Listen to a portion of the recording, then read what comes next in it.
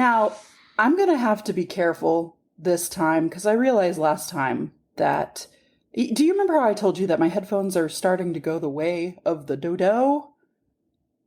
Yeah, mine too. Yeah, we both need, we're both in we need some new the sad cans. sad cans. But if I move my head, and this happens even when my jaw moves, and I don't really hear it that much in person, but in playback, do you hear this? Hold on. Do you hear that? No, not really. I mean, I don't have my monitoring turned up. My monitoring turned up super duper high. I don't think we can hear it that much in the moment, but in playback, it sounds like I'm constantly clicking a mouse, and it got on my nerves so bad. I have heard that for a long time. I've wondered what that was. Really? Yeah. Oh, yeah. I've wondered what that sound was, but it's weird. I know that you're not in the moment, and so I've just assumed it was like a electronic recording error. Fuck. It is these headphones. The plastic's like clicking together. Wonderful. Yeah, I know, but I'm glad we know what it is now, so I can try to not move. And in fact, let me go ahead and... As a side note, Sad Cans is a Rocksnake song. Oh my God. She's got those sad cans hanging down to her knees. Sad Cans. Do you hear the child screaming? That's about how I feel about the name of that. I feel about that way about it. So, I mean, in this one instance, I actually agree with the child screaming. Sad cans! Woo! Looks like a cross-eyed torso.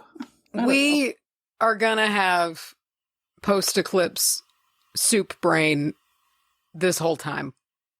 You know, I was feeling it yesterday, and I did not know that it was on that exact day because I'm a bad witch. And my mom didn't know anything about it. My mom sent me, because I talked about it with my mom. She sent me a picture of a beaver and a picture of a moon, and I was like, "Oh fuck, that's tonight," because it was the beaver moon. And I immediately understood my feelings and the way that I was behaving, and I had something to blame it on.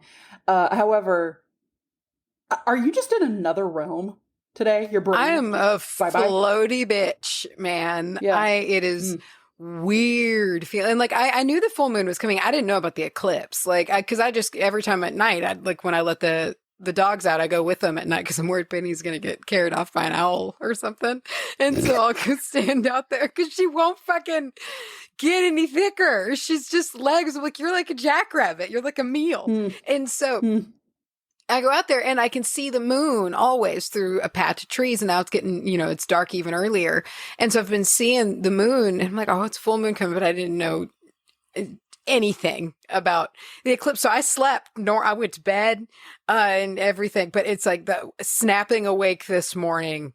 It's just like I can hear the oatmeal slapping the sides of my skull as I'm walking just inside of my brain. That's what's in there.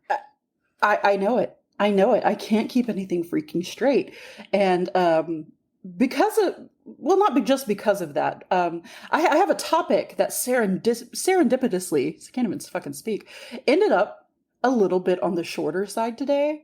And not that it's like short because I'm like, whatever. It's just, it's compact. It's concise. There's not much to it. There's some cool little facts, but it's a little bit on the short side and I am glad for it.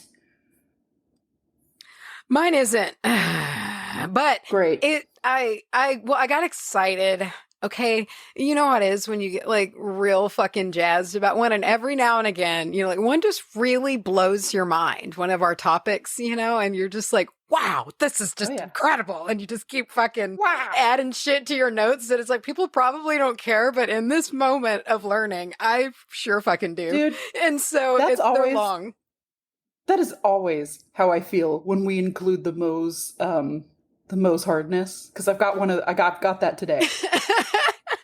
And it is always that specific piece of information that always kind of makes me blink back to reality and go like, does everyone do their eyeballs just kind of turn into donuts when we talk about this? Like, what? I'm talking today about a misunderstood animal. So it's like, these are my favorite. Like, Oh! it's like in the lines of like vultures and fucking pigeons. I'm talking about possums. Oh, yay. I do love a possum. I am They're floored terrifying. by the possum. See, I don't think you'll think so. I don't think you'll think so after this. Do y'all hear? Let me explain to you what's going on outside. First of all, I have clicky headphones. Second of all, do you hear this? It sounds like somebody's playing a kazoo. It's in the background. There is a team of people just chainsawing at wild, just randomly, the things they feel like chainsawing today. Dude, that stresses me out. Do you know how realistically I would contemplate just one of them, a blade just starting to come through my wall? I hate chainsaws. They scare me so much. Every time I hear a chainsaw, I think about you. Every time I hear a chainsaw, I think about you. But if I wasn't on the second floor, I'd be a little more concerned because they. I swear, at one point, I looked outside and they were just in the ground, just chainsawing into the ground. And it was at that point I was like, did the simulation go wonky last night? Like, what's happening? Is this like when you're playing video games and your sword just like sticks through the wall and shit? yeah. But that's how our power ended up going out for a bit today, because these jackals out here are doing God knows what with the chainsaw. And now there's also a child, that same child that loves to debut on our episodes is out there once again serenading us.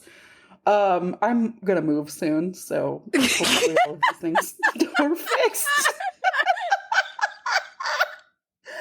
Anyway, but listen, as you know, because we've had the past 30 minutes, my power came on, so there was about 30 minutes to kind of get settled in, and I was charging up my laptop, and you know what I did? You know how you can go on YouTube and you can enter almost anything and follow it up with the word ambiance or ambiance, and somebody has put together a nice calming screen with sound, and you can just kind of play it, and it's nice, you know? I went and I looked at Twilight ambiance, and there are so many. There are so many, Macy. I bet there are. I bet there are so many. And I just kind of chilled a little bit to one called Outside the Cullens' House on a Rainy Day. And it's rain sounds. It's a picture of the Cullens' bullshit modern architecture house that I hate. Why did they pick that house? Why it's nothing. It's nothing at all. The house in the books is so fucking charming. No, they picked a storage shed in a tree for the movie. For a shipping container. And they put this nice little effect on all the music that you can hear. It's like muted. So you're just creeping outside their house and you just kind of hear it. And it's not. It was real nice. And I caught myself just listening to it for a bit and going, what is this? No, it's life? Okay. You're it's not like you're on fucking chapter 13 of Eclipse like I am.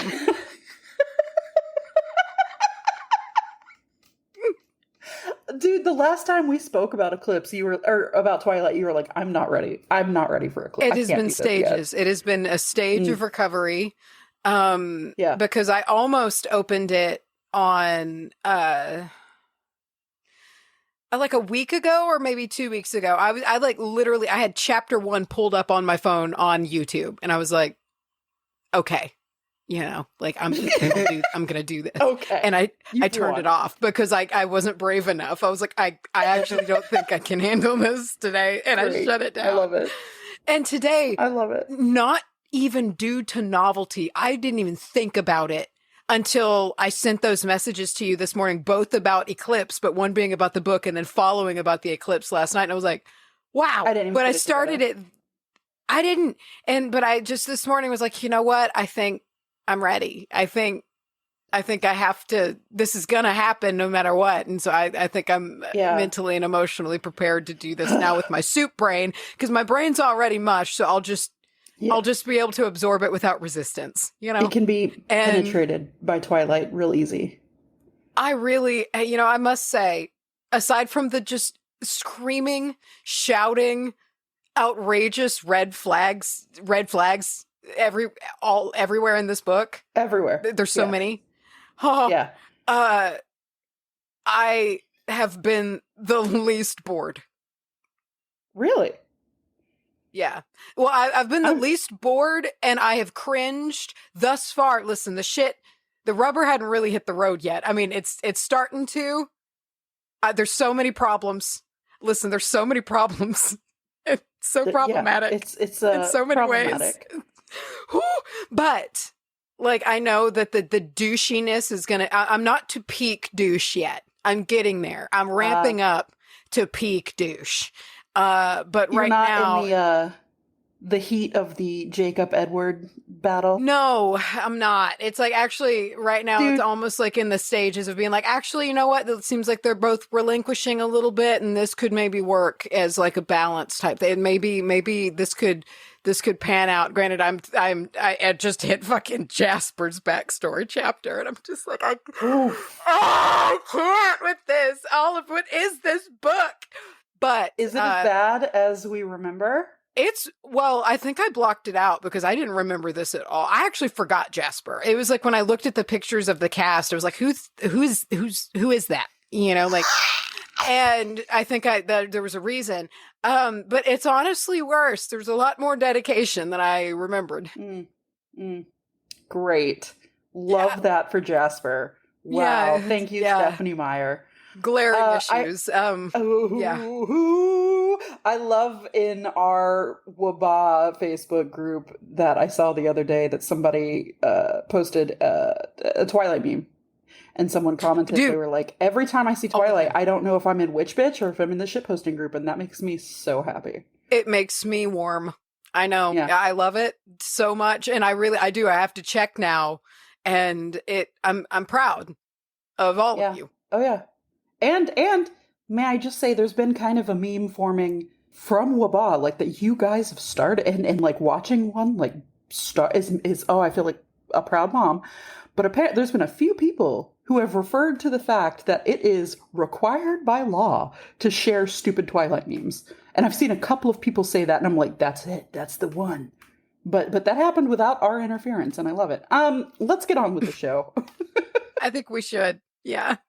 Probably. 12 minutes in, you guys know we could talk about Twilight all goddamn day. But before we go any fucking further, we've got a Patreon shout out. Okay, listen, our Patreon shout out goes today to Avery M. And you could always just do Avery by the Decemberists. That'd be really easy. That is cute. How does that go? Dear Avery, I think of you only. What is he like? Listing lazily on the edge of the vine. Neck.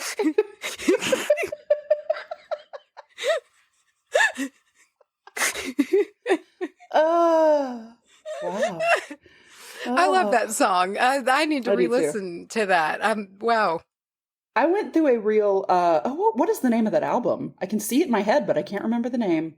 Not Calamity. Oh, shit. Was that one in The King is Dead, or was that one in What a Terrible World, What a Beautiful World? That's King is Dead. Okay. I recently re-listened to a lot of those, and they just kind of hit. Enough time has passed, and that it's like, interesting. You did. I did that yesterday, dude. I played all the I guess I must have listened to Dear Avery yesterday, because I played all the way through The King is Dead and What a Terrible World, What a Beautiful World yesterday when I was doing yoga outside. Okay, listen. You are talking about an opossum. Yes, opossum. I'm going to talk not possum opossum. as in Australian possum. Wait. You're going to go into that, right? Yeah, but not much. I mean, it's really they're different animals. Listen, I'm much confused. They're different? Yeah, they're different. They're totally they're different animals. They're both like marsupials. I'm Googling it. I don't believe you. I promise you, like, they're different. Do I just need to go first and get started with this? Cool. I'm talking to you about Jet. 1, Cool. 2, 3. baby, had to count to 3 because you look so fine. so I fine. really want to make you mine. Do you know what jet is? Isn't it a glass? Like a No. like a volcanic glass? Bro, it's coal. It's fucking wood. I did not know that. It blows my dick, dude. I didn't know that. I didn't know that it's fucking Me neither. wood. It's fucking wood. It really surprised me. I love it when you get rocked by a topic. I get it. Yeah. And the funny thing is I got like a good way into jet, learning about its metaphysical properties and the history of it. And then they dropped that bomb on me. And I was like, oh, fuck. Like in the middle of it. This whole time I thought it was like obsidian. Like I thought it was a glass as well. But it is actually, and it's different than petrified wood in that the wood that was fossilized is like decayed or decaying. So that is why it is kind of that black to brownish color, because it's rotten wood. And the thing is, jet is millions of years old, much like amber. So it is a type of coal by the name of lignite. It sounds like ligma, but we won't go there. And it's type of coal. So I don't think you could like just burn jet. Probably don't do it anyway. I don't know. But however, yeah, it is rotten wood that has been fossilized, super fucking old, and much like amber, it's like super. It's got that light. It's light to the grasping. And it's very brittle. In fact, and here's where people's eyes turn to donuts. It has the on the Mohs hardness scale, it ranges between a 2.5 and a 4. It is so soft and brittle. Is it like, can I draw with it? Does it leave a little I don't know. skid mark? Because probably I didn't really see the skid mark. I didn't really see that because most of it has been polished in some way. Certainly everything that you wear. So I'm assuming if you just like grabbed a chunk of it, you might get a little soot, a little sooty. But then again, I don't know, because it is petrified. So maybe it was like once that way and now totally isn't because of the fossilization. However, they call it the lowest rank of coal. So that's fun. And that's rude. Yeah, that's pretty rude. Anyway, we get the term, when you say something's jet black, that's where we get this. It comes from the coloring of that rock, which it makes sense when I know it, but if you would have asked me which came first, I would have been like, oh, I think jet black came first and then they named the rock. And I don't know. I don't know why I would have done that. I don't know why I would have sounded like Yogi Bear. It is associated with the birthday and the zodiac of Capricorns. So you can imagine that there's a little bit of wealth and power associated with this stone. It is also tied to the root chakra, which is not surprising because most of these like dark stones are tied to the root chakra. Especially being of wood and of the earth and of decay, and it just feels very rooty. Yeah. Very, very rooty. Now, they have evidence of this being used as far back as 10,000 BC as carvings. There was little butterfly carvings found in Germany that are thousands and thousands and thousands and thousands and so on and so forth years old. And it has come into popularity and fallen out of popularity like so many times. It's on a real roller coaster of, is it hot or is it not? And in the all right, every time that it's been popular for jewelry purposes. There's little exceptions here and there. However, mostly it is used for rings and little bracelets and stuff like that. The Vikings liked to make rings out of it, which seems super impractical. Seems like as soon as you knock that bitch against something, it's going to shatter off your hand. Yeah, it's just going to break. But hey, whatever. The Romans were drawn to it as well. Now I'm basically going to be talking about periods of time where people were into it, and assume that the periods in between, it was just trash. It just wasn't something that it just was, ugh. The Romans did love it, of course, because the Romans were so hard for everything, apparently. I mean, they seriously, I feel like we can't do an episode without them fucking slipping in somehow. No, they are bursting at the seams with stones and herbs. We can't get away from them. No. What is happening there in the Roman period? But they would use it for protection when they went into battle. Now that's not a huge surprise. Yes, there is a big protective element to this stone because again, it is a dark stone. Those are very protective in nature. However, the Romans used everything for protection. I think they just picked up everything they could find, threw it in a sack, and they were like, this is for protection.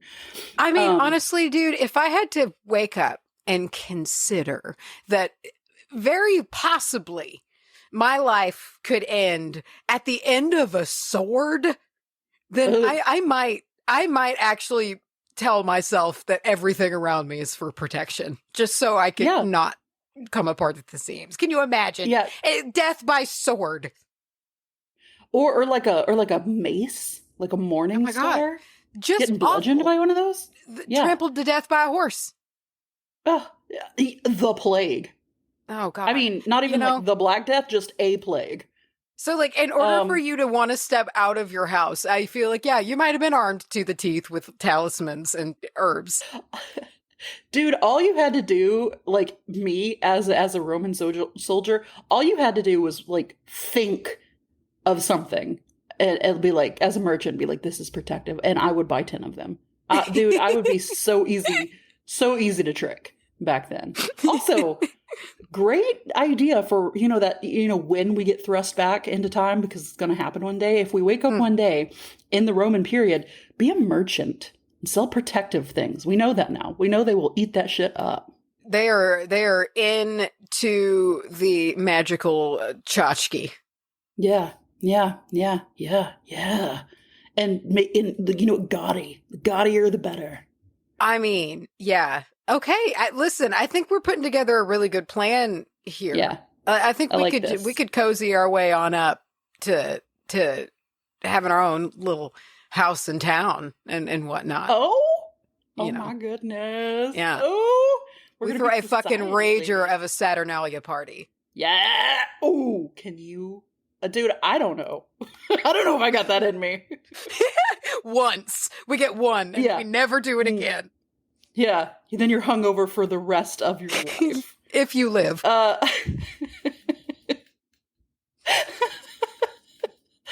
of those, when they do movies and stuff, and there's always, old wise women. They're not really that old. They're just 12, but they went to one Saturnalia party. They're pickled. Yeah. Yeah. All right. Okay. Yeah. So the Romans loved it. And then after that, it went out of fashion basically until the Victorian period. When once again, everything was something. Yes. Everything was something. And can you think what the Victorians used it for? What did the Victorians love? Death. It's got to be about death. They loved death. Yes. It was a mourning jewel. So you would wear this on you get some jewelry made of this, and this was your mourning jewelry. Well, you had to wear mourning clothes for a fucking year, didn't you? At least a year? Yeah. I think it was a year. What is it? A year and a day? I don't fucking know. Too long. And there was different sets, right? There was 6 months of heavy mourning, and then 6 months of lighter mourning, and then you could get on with your fucking life. But let's see. Yeah, if you wanted to wear any jewelry, you couldn't wear just whatever. It had to be something appropriate for the mourning period. So this was big for mourning. Get off of me. Anyway, so there was a fly. Okay. Also, that thing happened where, Queen Elizabeth would wear something, and then everyone was like, oh, fuck, we gotta get that. So yes.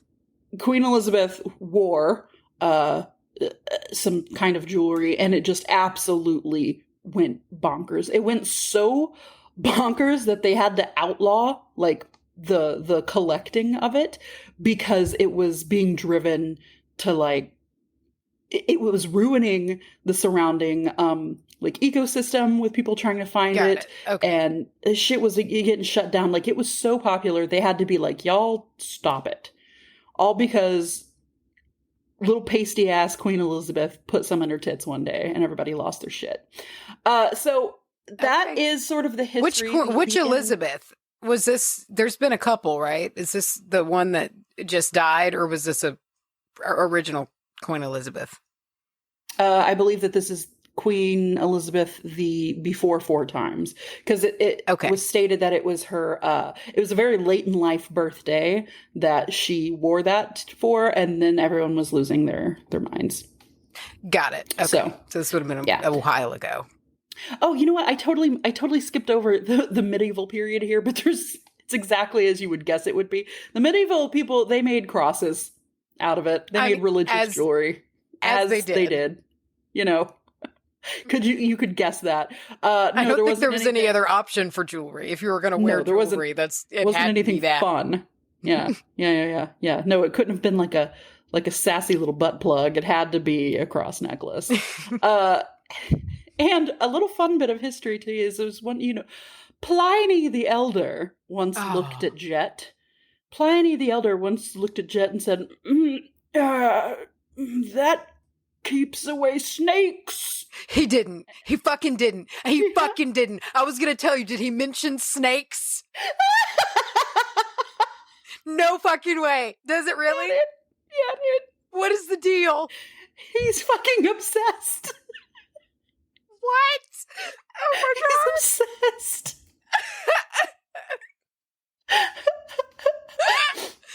Wow. One day in clutch. We can count on Pliny the Elder for snake facts. Snake facts. Pliny the Elder. Yeah. So Jet keeps away snakes according to Pliny, but then again, this is starting to just all sound like the rantings of a madman who got bit by a snake as a child. So snakes are a real forefront issue. Can you wake up in the time of Pliny the Elder, and your first thought is just like, fuck, snakes.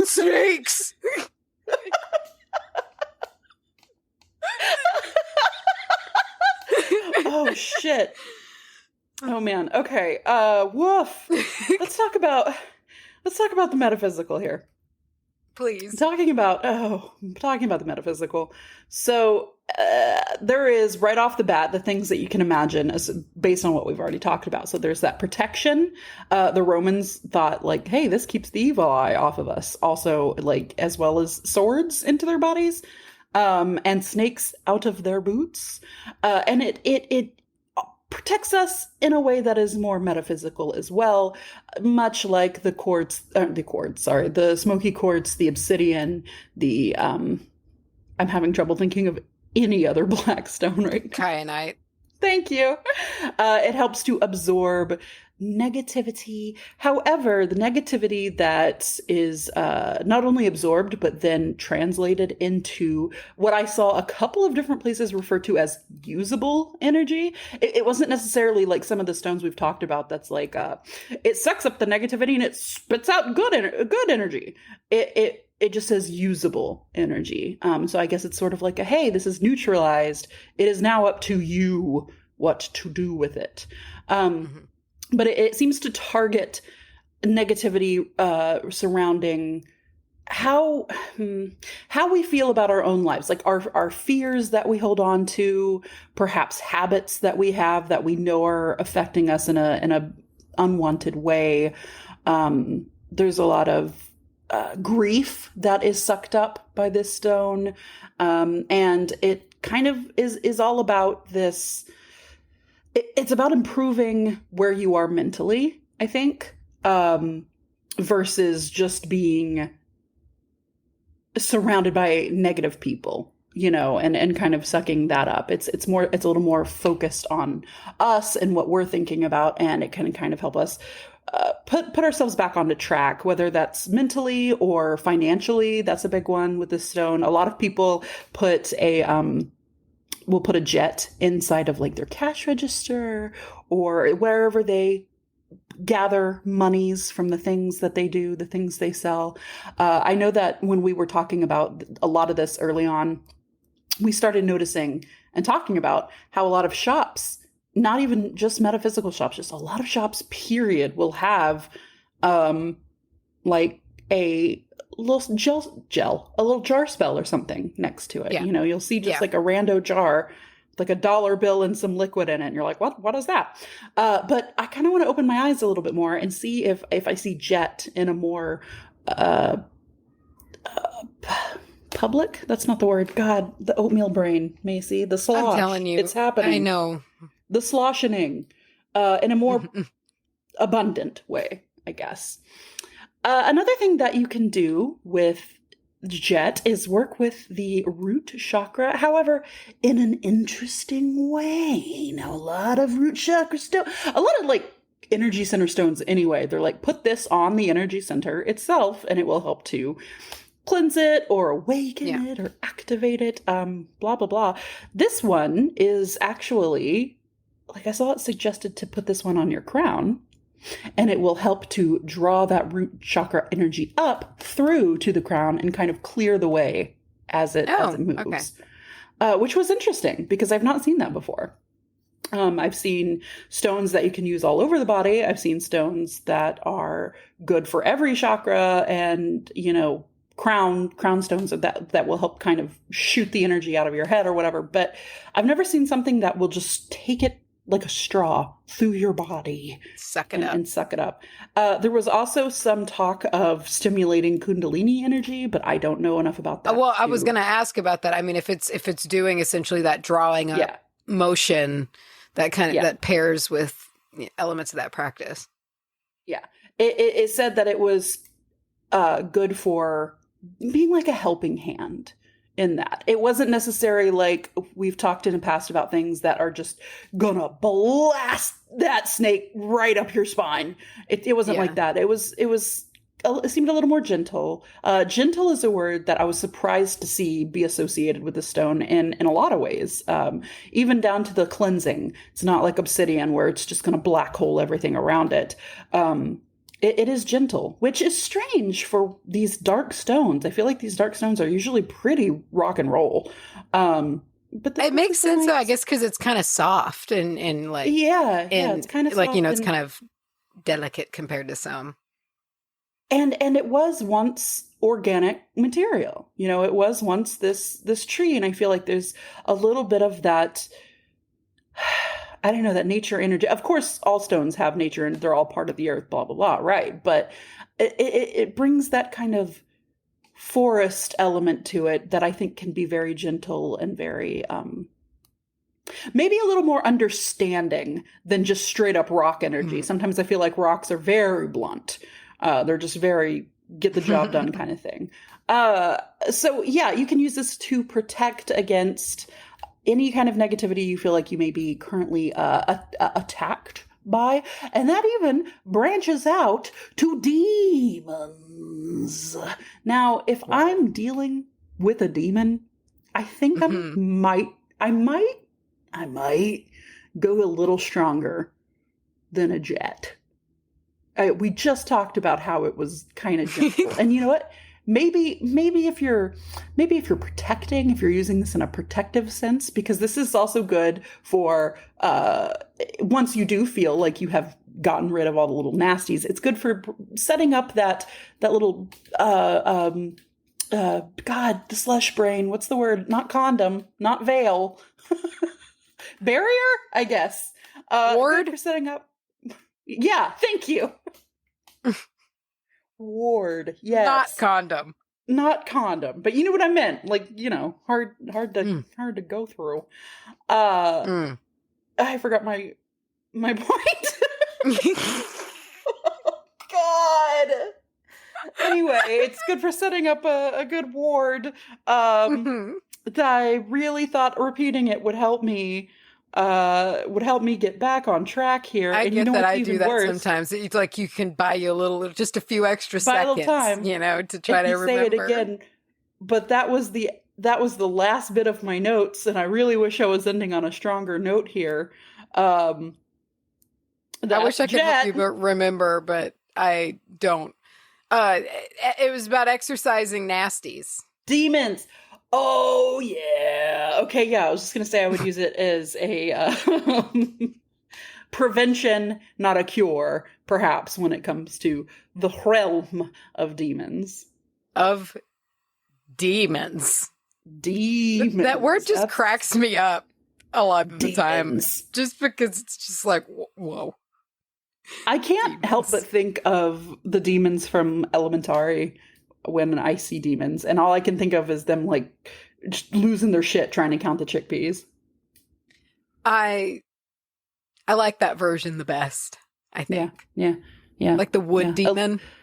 Oh God, what's that demon that is the wood demon that grabs? It was the bread. That was cumin. I think that was the cumin episode, and yeah, it was the wood demon came to get your bread. Yeah, which who can blame them, really?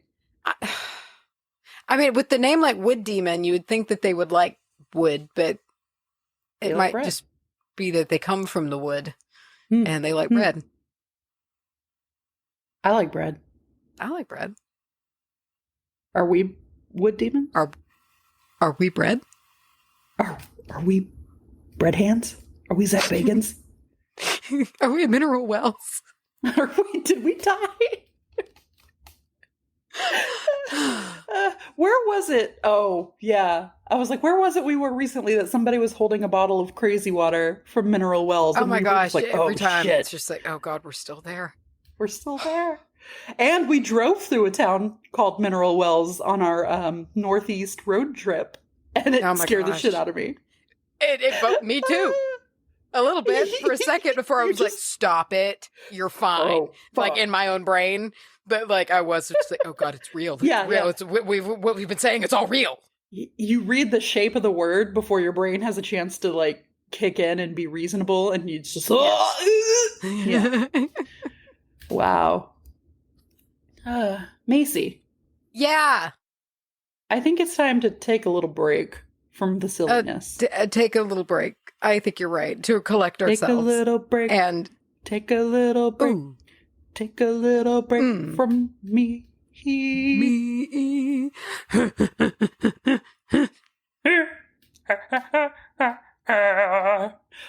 We have a sponsor to talk about. We've got a sponsor for today's episode. Welcome to the show, Prairie Fire Herbal. Why, welcome to the show. I don't know. Welcome back to the show. Yeah. Welcome our friends here at Prairie Fire Herbal. And we were sent some treasures. And I want to set the scene for you just real quick. I pick up the box from Saucebox. And because I am a child and I can't help myself, I open them in the car in the parking lot of the post office because I knew what was in this box. And like within a moment, like I opened the box and they were shipped in this nice slim box that was just very compact against the candles. And I opened it up and like my whole car so quickly smelled so insanely good of just beeswax and witchcraft. Like it was just intoxicating. And it happened so quickly. And I carefully undid like the tissue paper that was around my double, because you get two, which is nice. They're looped together and you get like two of the dipped candles. And I just like looked at them and they were so intense and like power. I was just like, I put them back and I was like, I need to not be in my car when I handle you the first time. Like, I need to be home and really paying attention here. This is whoa. If you want to like a little sneak peek into the smell, we can't send that smell through the speakers, but we can tell you what's in them. And listen to this. Here's what Macy smelled. And I get like reading this, I get it smells like witchcraft. So these are hand compounded herbal blend candles made of homemade mead. Homemade mead made at the which I have drank. I have drank. Yeah. Penelope of Prairie Fire Herbal's homemade mead before, and it's really good. It's really potent. You gonna eat this candle? Dude, it smells like honey. It smells like sweet honey and spice and herbs, and and the lemony kind of hint of beeswax.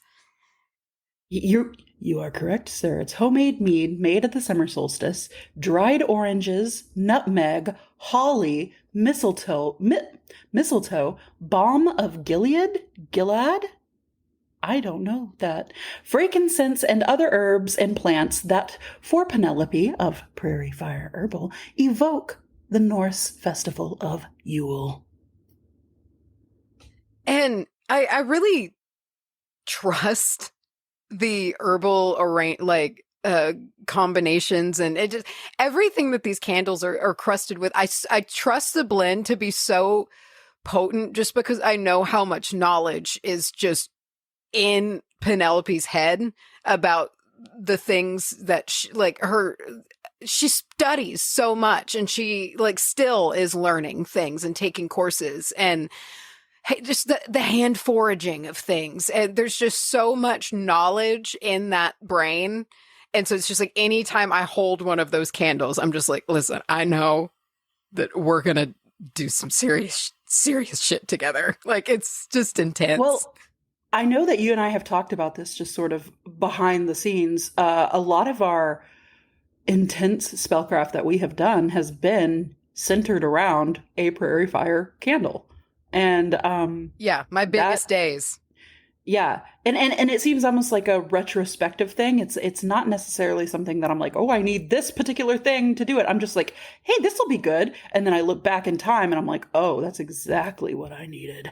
But speaking to the level of just knowledge, here, you know what I love? I love going to a website. I love clicking on a product, and I love when someone has put a wealth of information about that product for me to read. Nothing infuriates me more than going and being here is a salve, and you click on it and it's this salve is $13, and then just end of, it's done. Right. Every product that you click on over here, I sound like such an old, that you click on, everything you click on over here at prairiefireherbal.com has so much information written about it. So you really know what's in it, what was going through their heads. You get to see little details that make it the homemade mead. It's not just this has homemade mead in it. It's homemade mead that was made during the summer solstice. And there's all kinds of little gems like that in everything they have over here. Yeah, it's serious. It's serious business, and it goes beyond the candles. They also just recently put up some flying ointment. And dude, there's so many things over there. So just hop on over. Seriously, just look at the things that they have made. It's all so rich and so thought out and really, really potent. Very, very potent. So just give them a look again. That's prairiefireherbal.com. Longtime friend of the show. Just big time repeat sponsor, and just all around super good human. Kind of scrolling through the list of things that they offer. And every time, I'm sorry, I know we're technically kind of supposed to be wrapping up the ad right now. I'm always blown away by how aesthetically pleasing these candles, everything but the labels and everything, but these candles in particular, there's so much chunky herb to them, and it really coats the entire candle. Everything's thought out, from the coloring, obviously the herbs, and they're stunning. They're stunning. So prairiefireherbal.com, link down in the description as always. I want to remind everyone that our video footage of us doing the ghost hunt that we did for the Spooky-sode in not Mineral Wells, Texas. That's the first thing that came to my mind. Jesus. Marshall, Texas. The house that we stayed in, as well as Stagecoach Road. That is up over on Patreon. Eldritch Kitchen did the amazing service to us of putting that together and making it so good. Very, very as good. always. I do love that you know, because Eldritch Kitchen does the wonderful editing of our silly ghost stuff, our Rocco and Laser, well, I would never call them fake, but you know, the in character. Yeah, they're very real to us. Where he can be as silly as he likes, but you know, this time it was a very real investigation done by Macy and I. And he was kind of like, I can't be serious when y'all act like this. So yeah, I like little... that was, he was just like, you ask me, you give me this footage. Footage that is filmed in 2 different sizes and 2 different camera angles. You give me this footage about ghosts and expect me to make a serious video. And I think it was the perfect balance. It's like in the beginning, he wrote a poem. Oh my God! For two no sunny reason witches other than to write a poem. Come through. Yeah, we didn't say, hey, write a poem, but he did. So with that classic amount of Eldritch Kitchen spice added on top to it, check it out. That's patreon.com/wbahpodcast, WBH podcast, if you don't know how to spell wbah. Yeah, and that's $3 tier and up. So it's like 30 minutes long. It's like a thickie. So there you go. All right. Are you ready to talk about possums? Yes, I've been not opossums. No, yes. Because we're not in Australia. No, we are opossum. They are possum. Like we not are not possums. Because we're not in Australia. Yes, correct. Everyone listening is like, what a dumb fucking American. So there's a lot of words in this that I'm probably not going to be able to pronounce very well, like names, you know. So opossums that first of all, I'm largely going to be talking about the Virginia possum. Okay, that is our North American possum, or like largely like in America, and you know, creeping up into Canada now and Mexico, and kind of ranging up from parts, I think, of Central America. So it's got a huge range. They change in size a little bit, but like that's what Virginia possum called the mostly, Virginia possum. Yes, it is. It surprises me too. Yeah. Huh. Yeah, but like Mexico, America, and like bits of Canada. It's actually started to label it as an invasive. America, I did, and an invasive species in British Columbia now, a little bit too. Yeah. So they're just trucking on north.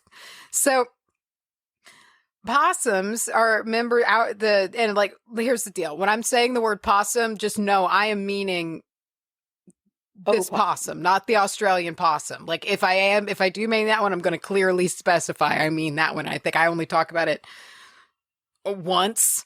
But essentially you should refer to it as the Virginia possum every single time. I prefer it, honestly. I like it. But it is like essentially they're in like a different order. They're just not the same animal. And if I recall correctly, I don't know if I put it in here or not, but like I think that the Australian word came from the like already existing name that was being used in North America for these, and so that's why it's so similar, because it is a little marsupial, and like I think that's the I think I didn't look into the Australian possum very much. I love the term marsupial. I love marsupials. In general, it's very interesting. Their whole like rearing process they're weird, very neat. So the Virginia possum is members of the marsupial order Didelphimorphia, and they are endemic to the Americas. So they originated in South America and they entered North America in the Great American Interchange. So the very businessy sounding thing. Yeah. I read it and I was like, I'm going to have to put a little small paragraph in here to talk about this. So basically this kind of follows the connection of North and South America. So This is just directly from Wiki here because we're professionals. So land and freshwater fauna migrated from North America via Central America to South America and vice versa as the volcanic isthmus of Panama rose up from the seafloor and bridged the formerly separated continents. Although earlier dispersals had occurred probably over water. Sounds like something out of the Bible. What? The way that it's... I know, doesn't it? The Isthmus of Panama? Yeah. Yeah. So it seems like there was other things that had happened, just not to that scale before, but this migration was like dramatically escalated, like a lot. And so it resulted in like the joining of what was roughly South American and North American like biogeographic realms to form the Americas. So the most dramatic effect on the zoogeography was mammals by far. But it did give the opportunity for reptiles and amphibians, arthropods, and weak or flightless birds, and even certain fish. But some ocean fish really actually struggled during this time. But yeah, weak flying birds.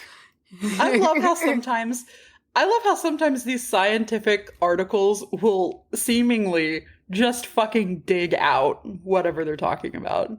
Weak.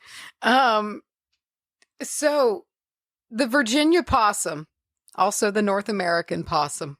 It's the only possum that lives north of Mexico, and its range extends south into Central America, and it is the northernmost marsupial in the world.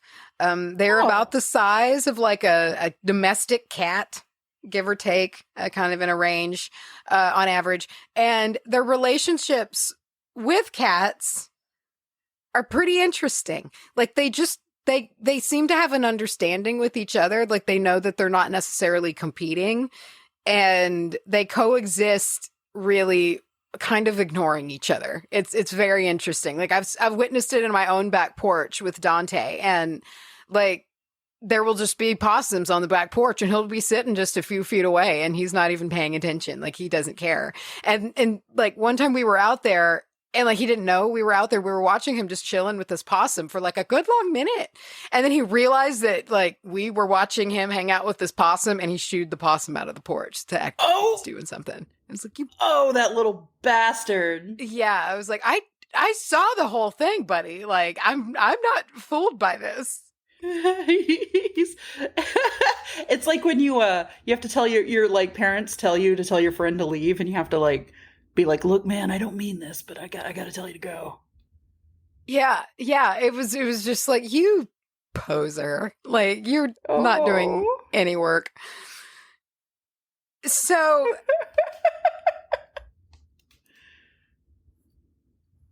the Virginia possum, which is Didelphis virginiana. That's the name. Didelphis virginiana. Whatever. Yeah. It's sometimes just referred to as Didelphis, which is fun. But it's one of the more later migrants creeping up into North America, seemingly about 0.8 million years ago. And you can now find it all over Central America and North America. It's going up, like, or going to Costa Rica, all the way to southern Ontario. And it keeps creeping on upward northwesterly and northeasterly. I love how that had to be specified. What? But like it's creeping, and like the reasons for that are unfortunately pretty grim. So the clearing of large forests that were originally like a barrier for these animals, like creating like geographic barriers and things like that. Their range as of like 100 or so years ago, maybe longer, like was near like Maryland and not really much further up.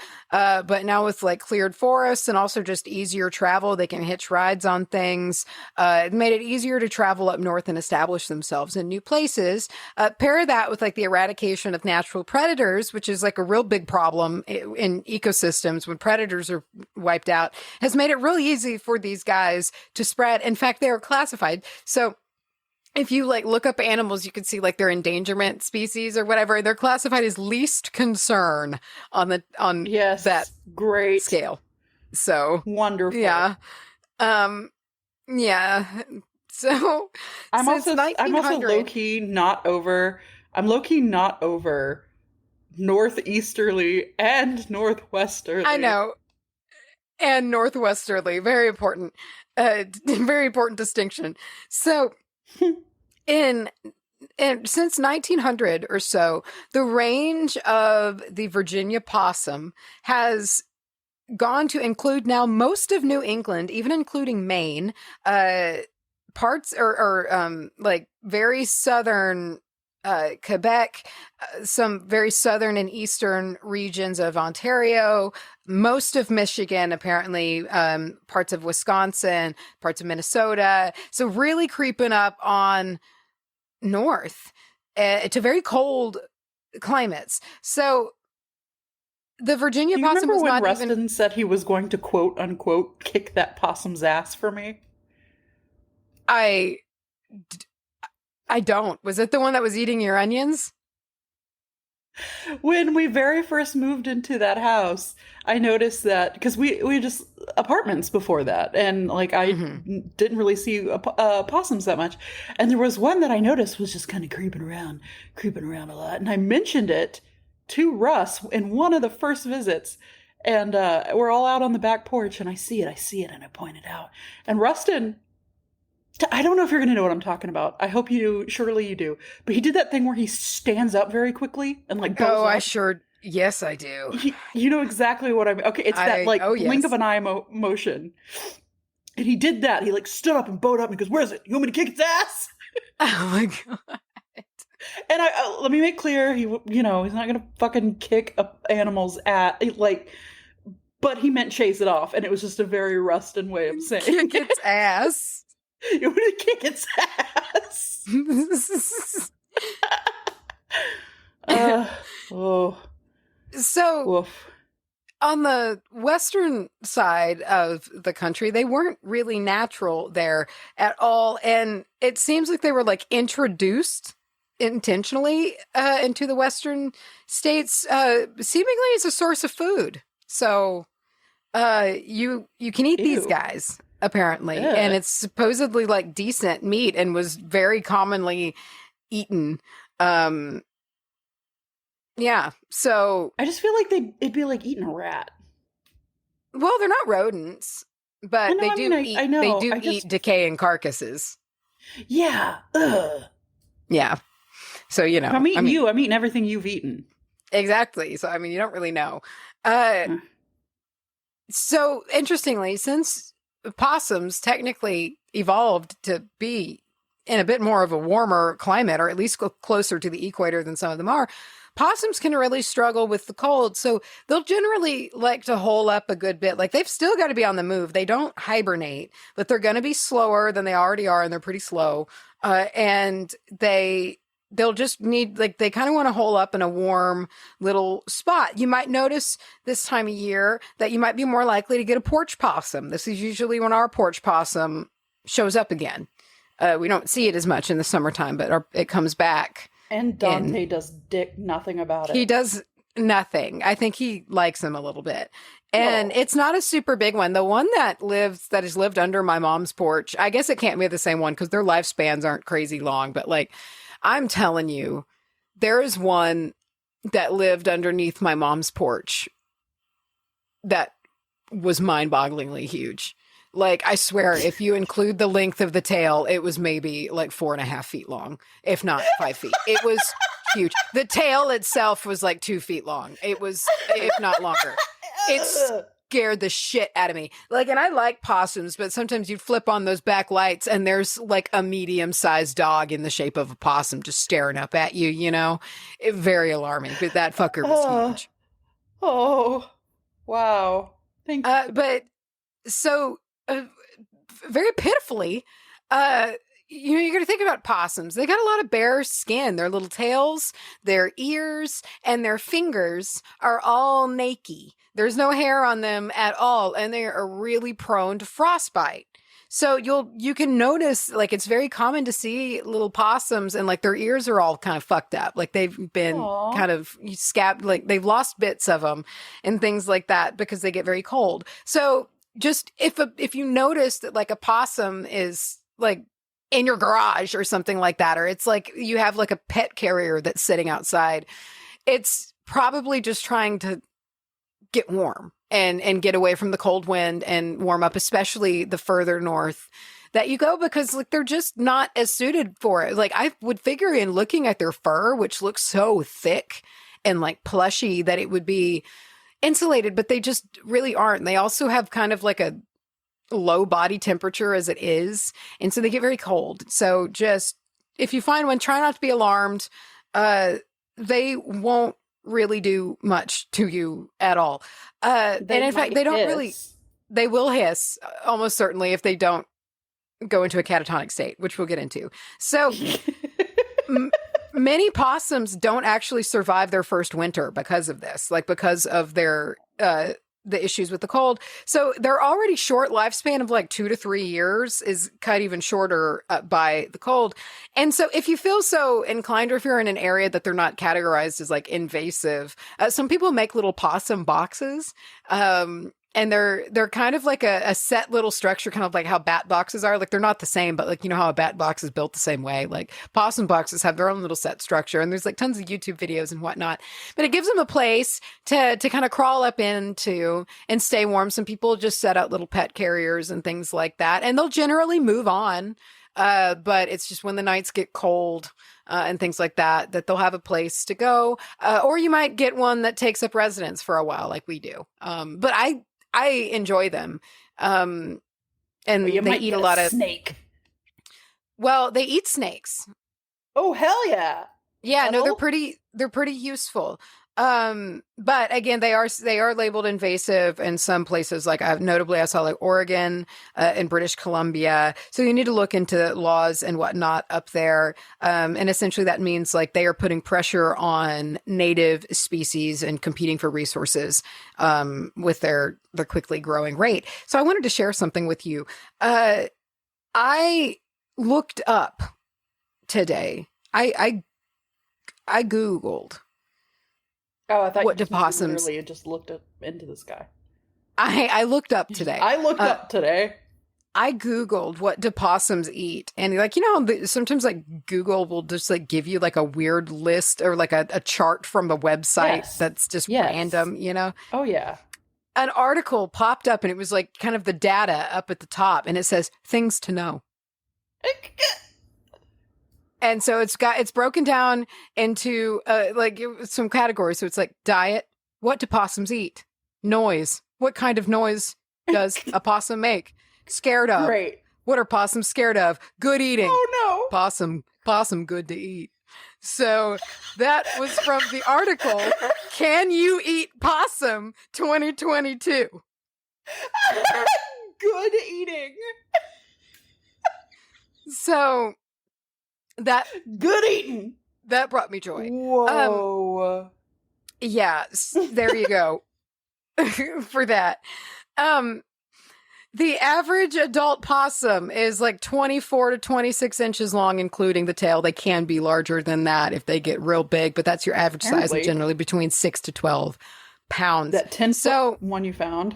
I'm telling you, dude, its body was every bit of fucking at least 28 to 30 inches. It was huge. It was so large. It's like a beaver. The North American possum, or the Virginia possum, is unique also that it is the only mammal in the United States with a prehensile tail, which is pretty cool. It can use its tail to, you know, to grasp things and whatnot. So young possums can even hang by their little tails. They lose that ability when they become too heavy as they grow. But that's cute. The possum also gets the award for being the only mammal that has 4 fingers and an opposable thumb on each of its feet. So it has on its hind feet. And those little thumbs can work like a human thumb, kind of. And look up these feet. Look up these feet. They're pretty interesting looking. I'm going to look it up right goddamn now. It's Virgin cool. Possum feet. So careful with that. This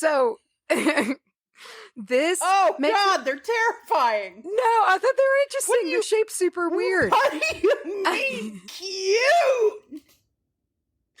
They Okay, can they're- grab things kind of with that, though. I see they're kind of cute because they've got like these little witch nails that kind of come out of the end of them. But also, it is a real uncanny valley of like a baby hand. Sure, it is. I'll give you that. But it lets them be kind of grippy, and they can grip branches, and they can kind of pick up things or hang on to things better than most other mammals. So let's talk about their teeth and their big fucking mouths, because their mouths make up such a large body part ratio for them. I'm not ready to move on. Quit looking at the feet. Hands. I'm looking at the open mouth, and it's scary.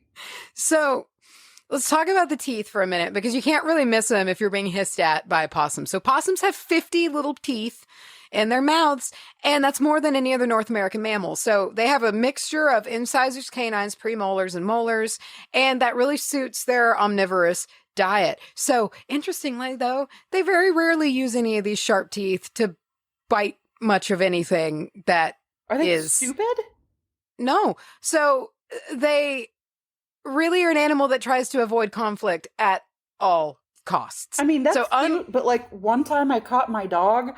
Absolutely. You know that game where you get a big ball and you lay on your back and you use your hands and your feet to just spin the ball in place? That's what my dog was doing to a possum once. And it, like, bite it. Defend yourself. I'll get Have to some why self-respect. There's a reason. There's an actual reason. I'll get to it in a little bit that makes it so You're that weak. they kind of can't. So unlike raccoons, which aren't unlike raccoons, like possums aren't really aggressive. Raccoons can be aggressive as hell. And what we might take as aggression, like a possum's like hissing and the showing of the teeth, is really only one of like 3 defense mechanisms it has in their pocket. And like the other is playing dead and the other one is drooling, like legitimately. So interestingly, You're saying though, this thing those isn't dumb. No. So this thing's teeth are pretty vital in the playing possum act, though. So when they do curl up and they look dead, their gums draw up as well over the teeth, exposing them, kind of like how it would look if they were dead and their gums were all dried up. So they're like being like, look how dried up and dead I am. I'm so dead. I'm so dead.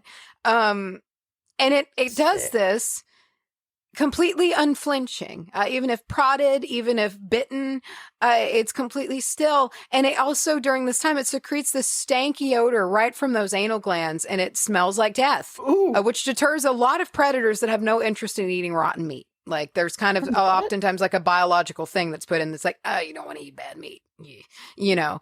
So a lot of them will turn their nose up. What I love, though, is that, and I didn't know until doing this research, is that possums aren't actually playing dead. They don't have a choice. This is an involuntary response for them.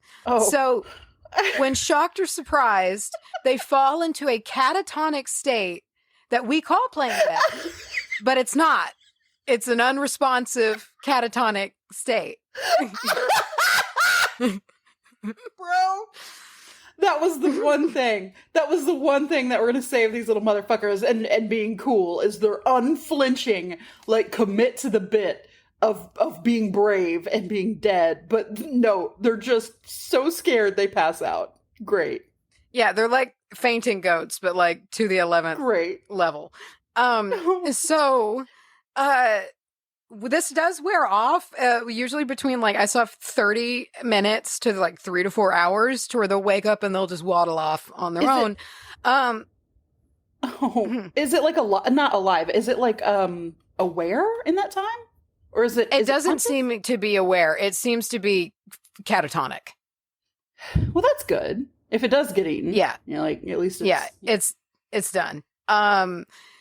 So that's important to remember, though. If you stumbled across a possum and you think it's injured or sick, it's very, very, very possible that it's just passed the fuck out because you coming up on it or something else scared it, and it's not awake yet.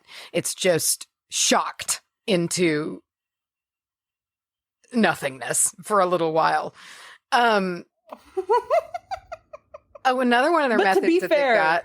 That is exactly what I do when I get too scared of life. I just lay down and freeze. pass out for a while. Yeah. So another defense mechanism they have to put off predators is drooling. Yes. So this may not seem to be useful at all, but they figure that, I guess possums have evolved to do this because it makes them look sick. So if an animal is drooling, it might be sickly, and then the predator will not want it and leave it alone. So their defense mechanisms are very reminiscent of the harvestman spider, which is none at all, really. And the only way you're going to get bit is if you're trying to handle one. So unless it's an emergency, like rescue rehab situation, leave them be. And even if it is, like, try to call people, experienced people to come move them if possible, or at least, just like people that know what to do, because if it's already a traumatic situation for the animal, people that know what to do will make it less so. And just generally don't try to handle wild animals. Like, while it is mostly it's essentially blown way, way, way out of proportion to mythic levels that these things harbor rabies, they can be covered in gross, gross things. And you just also don't want to handle a wild animal. After I caught my dog just absolutely playing tennis with one, I got scared. I was like, oh shit, what if it bit the dog? Do I need to,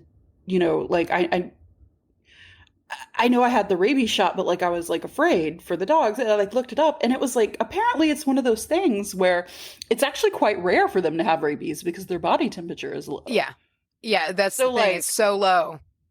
Which I've always heard, possums have rabies. Possums have rabies. People if you find possums, you just you kill them because they carry rabies, and it's it's not really true. I mean, technically, It seems like all warm-blooded animals can contract rabies, but it is very difficult for it to happen for them. So it's not really a big thing with them. But I wanted to talk. Let's talk about these teeth. So they're not really using these teeth to in defense against big time, in life or death scenarios. They use them to catch and eat their food. So this includes things from rats, even, or mice, moles, slugs, snails, shrews, fleas, ticks, worms, beetles, grasshoppers, crickets, frogs, garbage, fruits. They like to eat fruit. They can be an issue for fruit trees, apparently. Corn, berries, even roadkill. They'll eat anything. They don't give a shit. They're going to eat it. And roadkill is actually a big issue with them. It kills over 8 million possums a year because they go there to eat roadkill, and then they become roadkill instead, which is sad. A possum will eat the hell out of a snake. It'll just eat that snake. And what's interesting is that they are very real big time immune to a lot of your baddie snake venoms. So they'll go after that copperhead, the water moccasins, rattlesnakes. It doesn't really affect them that much, and they'll just eat the hell out of them, which is pretty metal. They're pretty, really a lot of stinging things like scorpions and bees don't seem to have much of an effect on them either. They're very hardy in constitution in that way. So let's talk about you ever the seen babies. A pregnant one? Yeah, dude, I looked at all the mommy pictures today of possums. It's very I'm looking at them right now, and the way you just moved into that. Okay. So when they're born, babies are born teeny, teeny, tiny. I saw a couple of different comparisons. They're kind of different. I saw one the size of a small honeybee and one saying the size of a grain of rice. I don't know if that varies on the size of the possum, but tiny is the point there. And so there's several of them, 16 or 20 sometimes, and they're teeny tiny, and they don't have really eyes open, and they just kind of wriggle thoughtlessly, seemingly across to the pouch. They get to the pouch like sea turtles get to the ocean. And weird, dude, marsupials are weird. I know, and it gets even weirder. So some don't survive that journey, and then you got to find that nipple, right? You got to find that nip, and here's the deal: there's 13 nipples, okay? And what's interesting is they're arranged in a circle with the 13th one in the middle. Cute. Isn't that adorable? That's cute and weird and cute. I love it so much. It's the cutest. I was doing research, and Hunter was getting ready for work, and I was like, listen, did you know? And I just went into it. He was like, is that right? I was like, Oh. So, and basically, it's once weird. they It latch just onto that looks nip, like they a don't let go hole. for like 2 months. Like they're latched, bro. Like they get that nip and they're on it. They're not letting go. They're going for it. And so until Why like a would you couple leave? months, really, in warm pouch and just like being a little parasite baby. Oh yeah. And they grow very quickly. They triple in the span of a week. And their birth weight increases by like 10 times during that same time. So after like 60 or 70 days living in the pouch, their eyes will finally open and they'll be about the size of a mouse, and they might start letting go of drinking all the time at this point. And then as they get kind of the mid 70s, getting up into 80 days, they'll start they're not going, like they're getting weaned. So they're not going into the pouch as much. They've been out of the pouch. They're riding on their mom's back. You've probably seen before, like pictures of. I think it's super cute. And they stay with their mother until they're like 4-ish months old, 4 to 5 months old. Do they shit in the pouch? I don't know. So you're telling me these little things that look like embryos, they look like little legless, shrimpy embryos. They just crawl and find the pouch? Yeah, I don't really know how. I mean, they've only baked. What? They've only baked for 12 to 13 days after mating. It's the shortest gestation period of any North American mammal. So they're like barely anything. And they scramble up and just suckle for a little bit and emerge these little rat thingies, like little cute thing, like rat things with huge fucking heads. Huge head to body ratio. Their head's like half the length of their body with their big mouths. I'm so glad humans don't do this. Can you imagine? It's weird. So let's talk. How smart are these guys? To get to your point that you were making earlier. Listen, I have a very strange experiment to share with you. And I tried to find the context on this, and I couldn't, other than that this person was real and did do a lot of research. So there were questions about the capacity of the possum mind. So we have a person named Vernon Bailey, who is the former chief naturalist of the U.S. Biological Survey. So a legit person with a legit job. And they were interested in the possum's brain case. So that's the room in your skull, like your brain void. And so generally the larger the brain case in relation to the total body size, the more intelligent a creature is. So a possum's brain, I verbatim, held 25 dried beans, while the raccoon's brain held 150 dried beans. Great. Which was more than the house cat, which held 145 beans. What beans? Little beans? Big beans? There's a big range of bean size that is not a good unit of measurement. What why is everything beans here? I don't know. I don't know. Everything beans. I don't know, dude.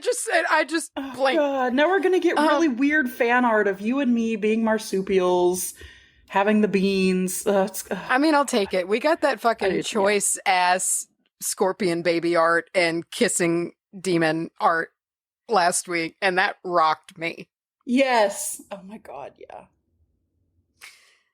So, seemingly not a very big brain cavity to body ratio. Seeming like they might be a little dumb. But what's interesting is that they seem to show some intelligence. So that was all from wildliferescueleague.org. It was a really informative article. And if you look at the brain of the Virginia opossum and you didn't really know any better, you would maybe assume that they are not intelligent and might actually have, they just might have some issues because not only are their brains 1/6 the size of a raccoon's, 1/5 the size of a cat's. It doesn't hold near as many beans. Lowest brain to body ratios of any mammal, apparently. The brain is also smooth. Great. Apparently. Great. Very smooth. So it doesn't have its foldy folds and groovies all in it, as most intelligent species do. And interestingly, one last little layer. So their brain is completely lacking the structure known as the corpus callosum, which is what connects the two halves of the brain together and is largest generally in intelligent animals. So in humans, a callosum is considered a serious birth defect and is associated with a high rate of learning disabilities and even some like noteworthy cases of savant syndrome. So it has a unique kind of primitive brain structure, and it does have traits that make it appear unintelligent. So they tend to move more slowly, and are not as perhaps like as coordinated in their movements, which the corpus callosum governs like motor skill and like coordination and things like. So it does kind of make sense that is missing, and it is a key player in those functions. And they don't always like react. Their reaction time isn't necessarily always the fastest. They're non-aggressive, and they're not as curious or as adventurous as raccoons are. They aren't social. They don't really live they are very solitary animals, and they only, technically only when the mamas have babies do they have other possums around. But all of that aside, there have been some interesting studies where scientists have tested a possum's ability to remember things. And so, for instance, they were able to remember where food had been hidden, and they scored higher in this regard than cats, rats, dogs, or rabbits. In another study, possums demonstrated that they could solve maze puzzles faster than cats and rats.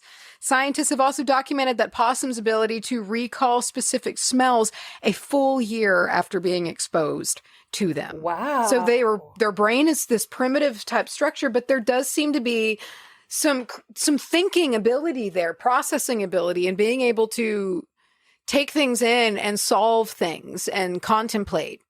So they seem to be a thinking animal, despite it seems that their motor skill, their slowness, and it could come from lacking that corpus callosum, but it doesn't seem to necessarily impede on at least some level of intelligence, which is nice. I'm happy for them.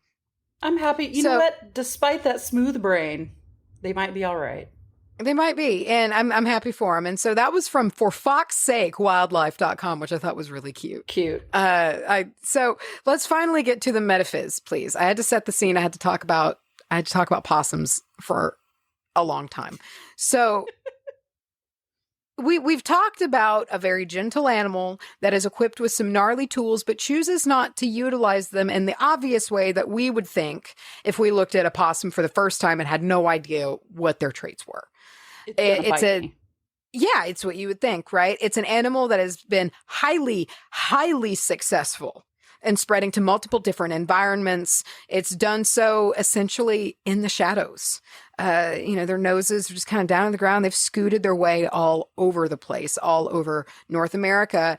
And they've endured many myths and falsehoods leading to their harm, like being the carriers of rabies, things like that. And like vultures, they are often seen as gross. And that is not completely unwarranted, because they will totally stick their head into a rotting body cavity of a decaying animal. And unlike the vulture, though, they're not limited to that behavior. So not when there's trash to be had. They love garbage, and they do love fruit trees or crickets. They're here to survive is the point. They'll eat anything, and they're going to utilize every tool in their biological arsenal to do that, with the exception of ruthlessness, of like intense kind of aggression like that. They play their hands smart. Just like how possums and domestic cats seemingly have that understanding with each other. It's just like they're not pushy. They're playing a long game. And basically under our noses over the last 100 years, this little animal has just expanded hugely, while largely the whole time being seen as a little garbage animal. And I think that's a superpower. This is an animal whose only defenses are to faint, stink, hiss, and drool. It has succeeded in ways that many species have not, during a time that species are dying out like crazy. And they've done it fast. So with possums, we find this humble power, and it is a power seemingly without ego.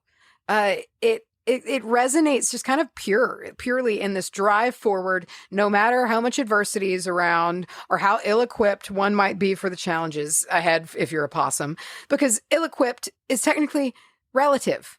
What appears ill-equipped to us, like these weak defensive tactics and not using the teeth, make a lot of sense for what this animal can do. You know, if it was a little Tasmanian devil type animal, its lack of coordination due to its brain would get it killed so fast and so much.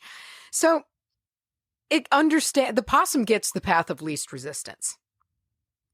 And that's a special skill in its own right. And it's found a way to succeed by minding its own business, largely. And there's a line that I think of a lot. It's in the Cushiel's Legacy books, and it's in all of them. It comes up a lot, and it's that which yields is not always weak. And I think that really describes the possum. Like, just because it, is it's an animal that will yield doesn't mean that it is non-effective at what it's doing. They're very crafty little animals that are adaptable. And the possum, it has the slow, steady, flexible energy in progressing forward. It will find opportunity anywhere, unlikeliest of places, and where a lot of other creatures might not even be willing to try. But it's got such an open palate. It'll eat anything. And so it can carve out a spot in a bunch of different ecosystems. So, like, while it doesn't have like the cool power that like our big predators do, like our tigers and all of that cool shit, and the weaponry that makes them like legendary animals of power, it's kind of this bumbling little like animal that'll get frostbite with this small, smooth brain that can only hold 25 beans. But like, I feel like it is a really incredible success story as animal, like as species go. And they're big time underdog energy. And we need that in times when the deck is seemingly stacked against us. And they're also really fertile. They're productive. And some areas have multiple litters a year if you're further south. So like there's prosperity there. The possum will not only carve out an existence, they're going to multiply. So it will take it, I don't know, there's power with that. This adaptability that they have, and they've done so by totally blending in. They don't try to stand out. They don't want to be seen. They don't want conflict. And again, it's a lesson on ego, or maybe like a reduction of it. Like, possum energy to me is useful in times when you need to employ a strategy, not for when you need to kick the door in. Like in times like when you need to process what your next steps are going to be, or you need to slow down your life. Like, remember that the possum, it's not a fast mover, but it's a steady one. They keep moving. And if you kind of feel that you've been running on fumes or like spinning your wheels and you're unable to get anywhere, you're unable to carve out your space, maybe do some work with the possum, meditate on the possum. Just think on that type of energy, because they are not really one for, I mean, I'm sure that like it is not always easy for them, but like they're not really a spin your wheels type of animal. They're a slow and steady. They're going to nose around. They're going to eat some fruits. They're going to find a carcass. They're going to hide under a porch. They'll sleep there a few nights. They'll move on, but like they do it slow, and they do it just kind of at their own time. So it is an animal, again, it finds that least resistance path, and it doesn't mean it's lazy. It's just a survivor animal, and it will do what it takes to survive, even if it includes things that we consider kind of lowbrow or gross. Like sticking their head into a body cavity of a bloated, dead animal. But we can say what we want about it as they take over the continent. They're like laughing all the way to species success, and if we apply a human lens to animals, I feel like we miss the point so often, because like we scowl at these behaviors that are not as cool and respectable to us, but I just think we missed the point. So like, this possum, I think, is respectable as hell, because like it demands no respect at all. It asks for no respect in any regard, really, in its appearance, its movements. But it's this amazing animal in so many ways. And it's unique in so many ways too, just like how it's so different from many other marsupials and so many mammals. And understanding that this humble and versatile existence can be one of the most impressive and effective ways to live, while our really awesome, cool predator animals really struggle and are struggling to adapt, to our influence on this planet. And it's just, sometimes I think it's important to shift our focus on the ones that are kind of unassuming and remind ourselves that a lot of the time, just that's how things get done, like you just do it for you. You don't do it for attention, or you don't do it for anything other than to just press on forward. And that's what you're going to do in that slow, steady pace of like, okay, here we go. Instead of like the roaring, violent clash and the end result, the end of the hunt. It's just not really their style. They'll find a dead animal maybe, or they'll just keep on walking, and maybe they'll find some snails on the ground, and that's pretty good. Or there's that tipped over garbage can. I bet that's lit. It's not very exciting, but it's so successful. And I just think that is worth looking at in its own way. They've got real Charlie Kelly energy. Like they're gonna make it, they're fine. So I think the possum encourages us to stop. Smooth brains. There's a little smooth brain. They're just trucking. And they ask us, I think, to diversify what we're doing. The possum tells us there's nothing wrong with the path of least resistance, even though we as humans might see it as unexciting or lazy. It's the energy of the opportunist, though, and being able to consider all options on the table without considering yourself maybe to be too good for something, because that's not really what they're about. Whether you choose to do it is one thing, but maybe align with the possum, put ego in the back seat for just like a minute and contemplate your paths with the ego in check a little bit, and see if maybe more things are opened up to you once you open yourself up to things that might, at first be a little bit of an abrasive idea. And again, it's not even to say you have to go through with it. It's just an interesting practice. It's an ego exercise, which is important for everybody. Put your head up. In the game of just put it up there all the way, as far as you can go. And in the game of survival, it's obvious again and again with the world changing so quickly that it's the adaptable ones that are going to win out. And so we just have this little animal full of lessons for us. And if we just take a minute to give them a look, we learn a lot. It's creature moving its way through an absurdly wide range of environments, from like deep in the country to like heart of metropolitan areas. And they adapt and move in these environments seemingly with decent ease, because they're kind of a mind over muscle animal. And, you also have this interesting kind of resurrection energy. They die and come back to life. Like, well, not literally. It is having itself, it's shutting down as a defensive response instead of attacking. And so there are times when withdrawal. Is you say withdrawal or withdrawal? How do you say that word? I'm a Texan. Withdrawal. It's withdrawal. So anyway, there's times when that's what's best instead of going to fight, even if that's what your nature is. Like, I think possum energy encourages us to look at, maybe, are we wasting our energy fighting battles against people or things that we're never going to get a victory in at all? Like that toxic person in your life that you deep down know you can't change. Like possum energy is not standing for that. They're going to move on, and they're not going to deal with it, and they will withdraw and scuttle off and not be bothered by that thing again. And hopefully in doing so, it'll be better off. And I feel like you get that energy with them, that reminder of like, sometimes it's better to just keep moving here. And if you see a possum, leave it alone, because of that in itself is the energy of the possum. Let it move on. You'll move on. And maybe we can turn our understanding one day a little bit more towards these little animals, because I think they've got a lot more about life figured out than we think. Possums, be it. Yeah, I love them. I can't get over the I've always wanted to pet one, but I never have, and I baby shouldn't, hole. and I won't. Well, marsupials. Their little pouches are weird. It's so weird to me. I can't get over their long nipples. Long nipples. Well, they got to get nipples are get very long, sucked on for months straight. Ugh. Do you remember when my dad wrote a porno, said that she had 3-inch long nipples?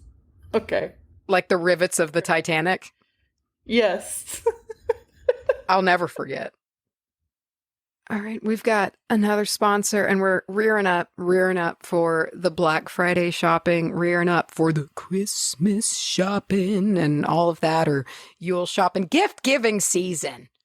Gift of shiny, magical things, talismans, if you will. We're talking about Blessed Be Magick. They have exclusive Black Friday access just for the beans at blessedbemagick.com/pages/bean. That's magic with a K. You're going to go there, you're going to put your email in, and boom, you've got access to the biggest and best sale of the year.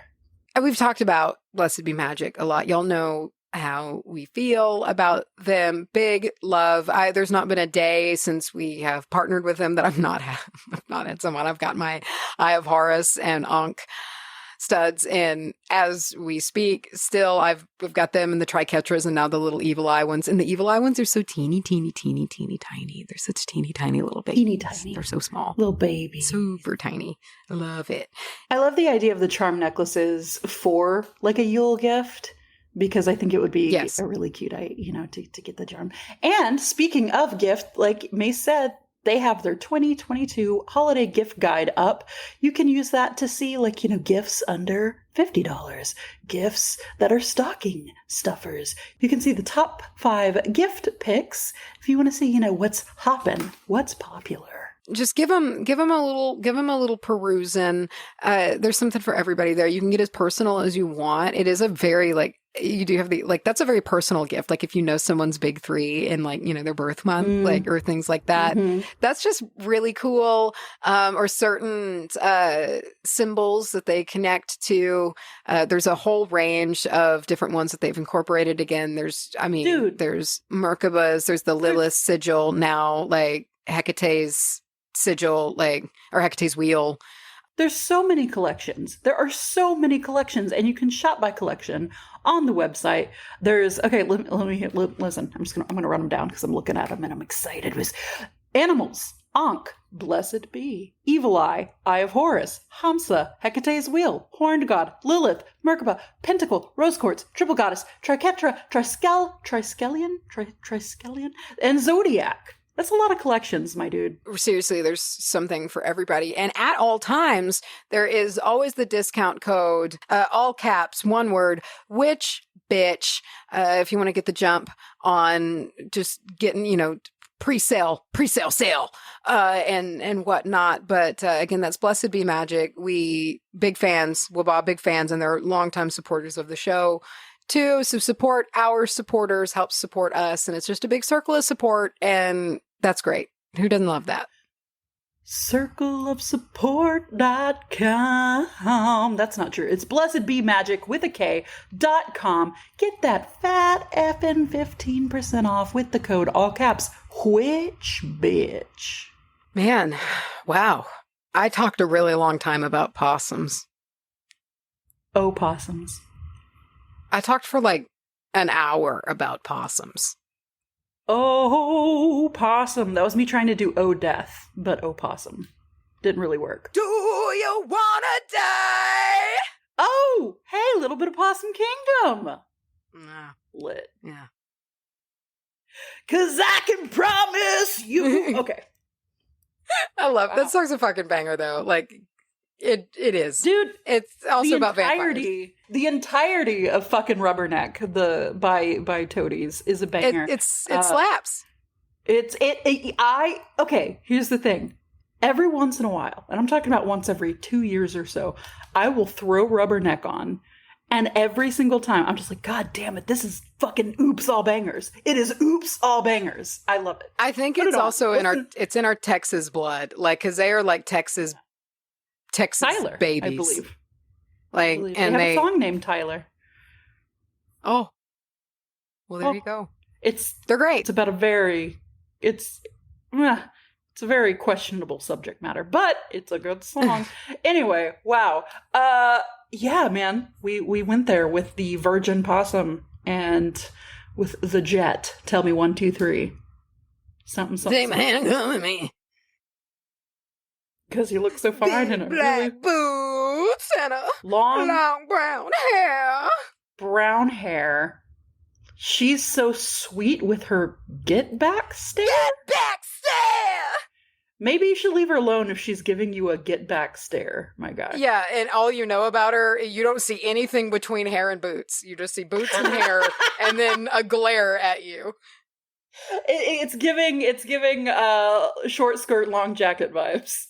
Yes, yes. Oh, wow. Okay, this was a thickie boy, back at it, back from the spooky sewed madness. And silly sewed madness. Seriously. Yeah. Woof. Yeah. Woof. Again, reminding you guys, if you want to see the video footage that we got down at Stagecoach Road, you can see the K2 meter flipping us off. We had a nice little, just going crazy. We had a nice little time with the cookies, I think. I had a little cookie party with these ghosts, and you should go look at it. Also, you'll get to see Macy go, our crown. I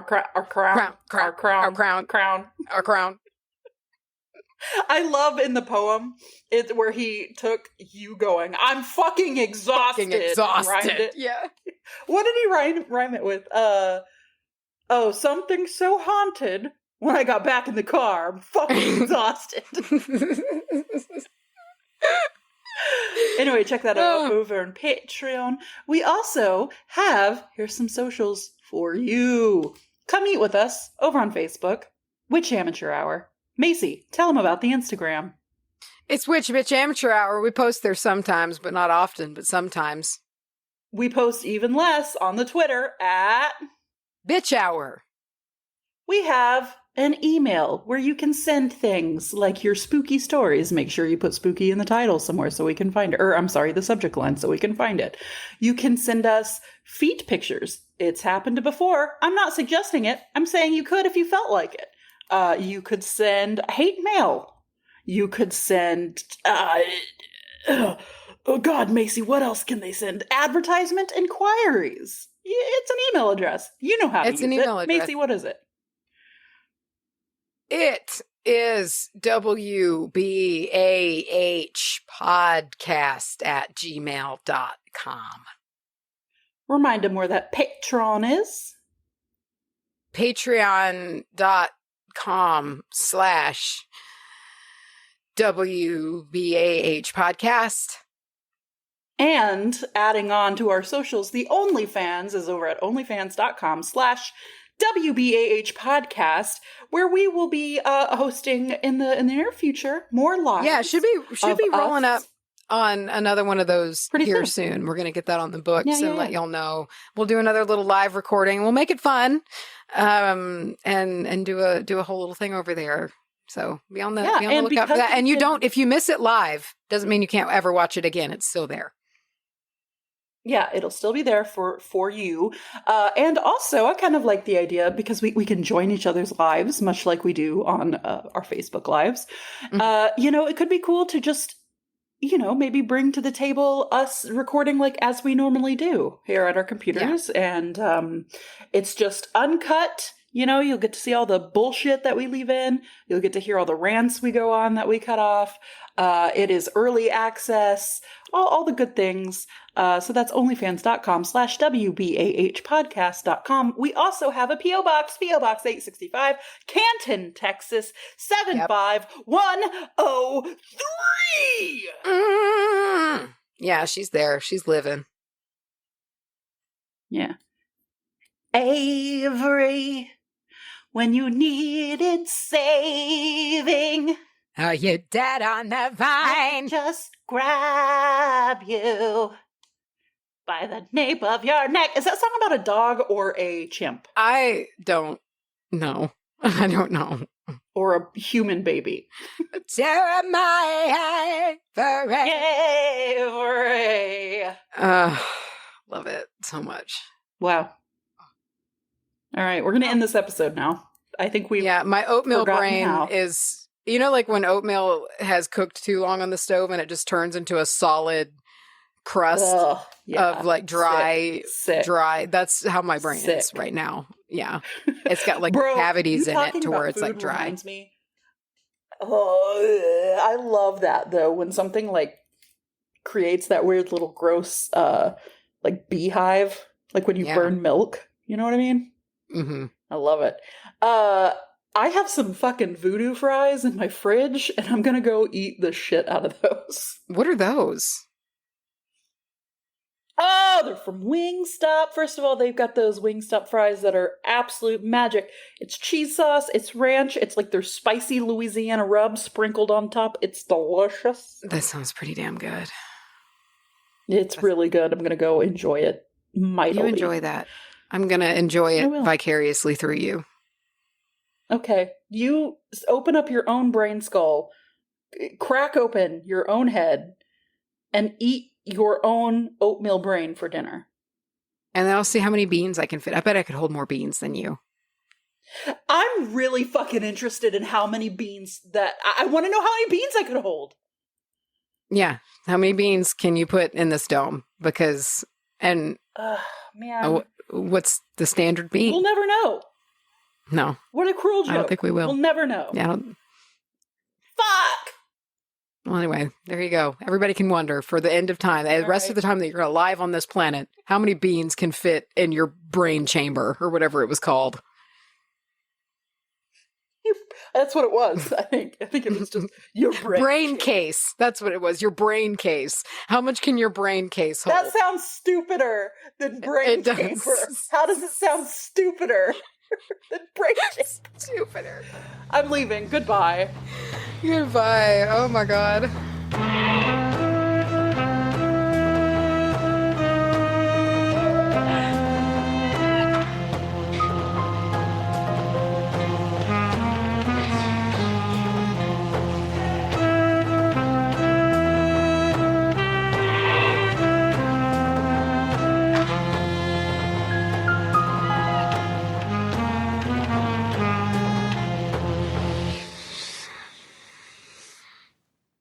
Get off of me! I hate you!